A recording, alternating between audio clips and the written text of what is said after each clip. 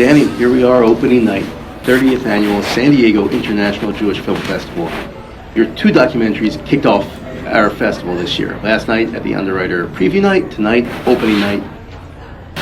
You've been in the documentary business for a while now.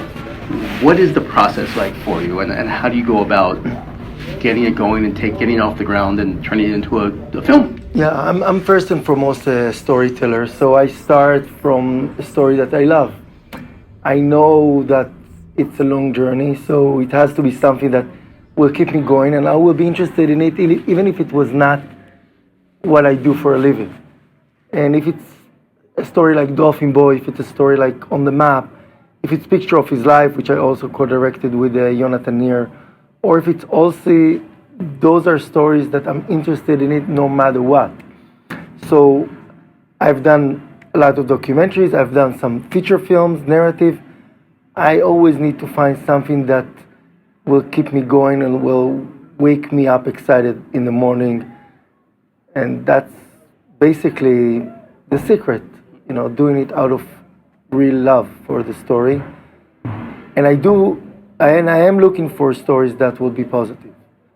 Because I think we have enough in the news that is not so much positive, and people do need something else. Did you set out to do that from the beginning, or did that evolve as you got deeper into the career? I think emotionally I needed to do some positive stories. I have enough of the other stuff when I hear about the country or I hear about anything else in the news. It doesn't matter if it's in Israel or if it's in the States. So I think naturally I just was drawn into, take a story that has some bitter in it and make it sweet. So my stories always will be bitter sweet. The guy that is shooting us right now is Chris Gubich. He's doing the music. So he hears all the time, let's do bittersweet. Let's do some. My company name is Hey Jude Productions, from the line of the Beatles. Take a sad song and make it better. That's what I'm trying to do. That's what it is. That's great. Along the way, and from your first film up until these that we've seen today, has your process changed at all, or the way you go about your day changed to end up where we are now? Besides that, I spend every spare moment I have with my kids and my family. And when I started and now, I do work the same way. I start with a script. Even if it's a documentary, I have to have an outline. Is that your outline that you're making? Yes, it's an outline, and then I rewrite and develop it. Same thing if I do a narrative. I just start with a screenplay, and then I rewrite. So it's the same process. And at the end of the day, I write a story that I think and hope that the audience will be inspired of. They will laugh, they will cry, as much as I did in the process of making it.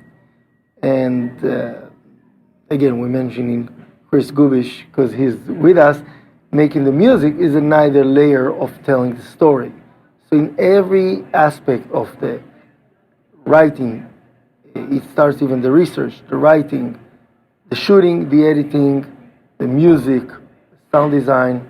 I rewrite the story over and over and over again until I feel, that's something that even ADD people like me will be able to sit and watch. Right. So with the ADD, does that impact how you go about the writing? Are you a wake up in the morning and go right to the computer type, or do you have schedule you hold yourself to? It's interesting. When you do something you love, you don't work a day in your life, but at the same time, you don't stop working. I can be in the pool and I can be with my kids, and stories will come and ideas will come, and I can run in the morning, I can meditate.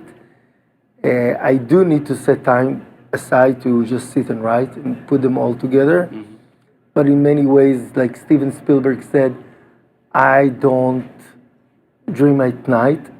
I dream during the day. I dream for a living. So that's who we are as filmmakers. We're dream for a living. And we put it on paper, and we hope other people are inspired as much as we did.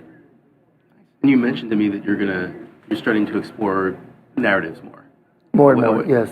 Does that call for you to awaken a creative side that doesn't come out as much when you are chasing polar bears? Or does it allow you a different kind of freedom? It's in many ways, it's the same thing I've been doing anyhow in 39 Pounds of Love, in Dolphin Boy, Picture of His Life, On the Map, Aulcie. All those films were struck as a narrative films, even though they were documentaries. So they were real people, and in many ways, I always say the screenplay has been written by God. But the fact that I can make a movie now based on a true story, I think it's powerful.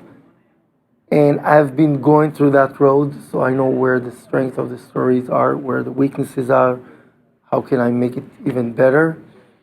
I'm excited because naturally narrative films get to larger audience, they have bigger budgets, and I think I can do more than what I have done so far with the documentaries. So I'm very excited about it, but it's yet to be seen. Right. Well, and to that effect, I know you were a soccer player growing up, and I'm still waiting for your still a soccer player. LA Galaxy debut, maybe, or I think they missed out big time with me. right. Yeah. So when did you start exploring a career in film? How did that? Because I know you were in sports media, so Oh yeah, I started as a sport reporter, and then I always wanted to be a soccer player. And when I realized that, okay, you know, I'm in my 20s, it should have happened already, and it's not. Then I started to really fall in love with filmmaking. In many ways, I'm very lucky because I'm in mid-career now. My career will be way over if I was a soccer player. I think I got lucky. But there is part of me that has the same, everybody likes to talk about the Mamba mentality. So I have the Mamba mentality in me in the filmmaking world. You know, I want to work hard. I want to earn it. I feel like it's a big gift to do what I do, to be creative and to show movies. And we are talking right now here in the San Diego Jewish Film Festival. It's the 30th annual, and we're at the opening night. And there are 7 theaters. 7?